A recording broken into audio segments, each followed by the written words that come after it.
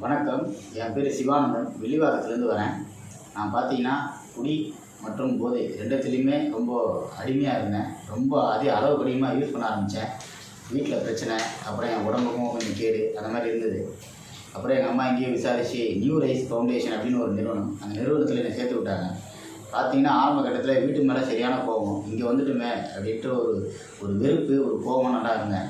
அதுக்கப்புறமா இங்கே போக போக போக ஜனவரி மாதத்துலேருந்து கிட்டத்தட்ட ஒரு ஏப்ரல் மாதம் வரலும் நான் இங்கே இருந்தேன். வந்த ஒரு 2 மாதம் நல்லா கோபத்தில் தான் இருந்தேன். அதுக்கப்புறம் போக போக தான் இங்கே எங்களுக்கு சொல்லிக் கொடுத்தாங்க.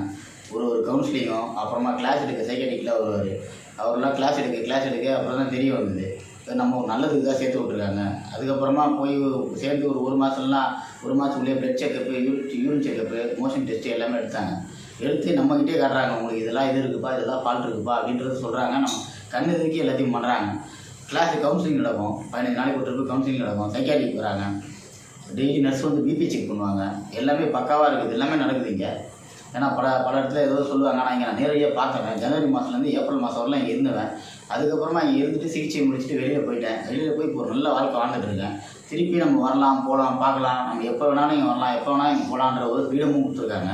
நம்ம மனசு எதனா ஒன்று டிஸ்டர்ப் ஆகிடுச்சு, எதனா ஒரு கஷ்டம் இருக்குது, இல்லை வீட்லேயே பிரச்சனை அப்படின்னா கூட குடி பக்கம் போகாமல், போதை பக்கம் போகாமல் இங்கே வந்து ஒரு 2 நாள் 10 நாள் கூட தங்கிட்டு போங்கப்பா அப்படின்ற ஒரு ஃபெசிலிட்டி இங்கே கொடுத்துருக்காங்க.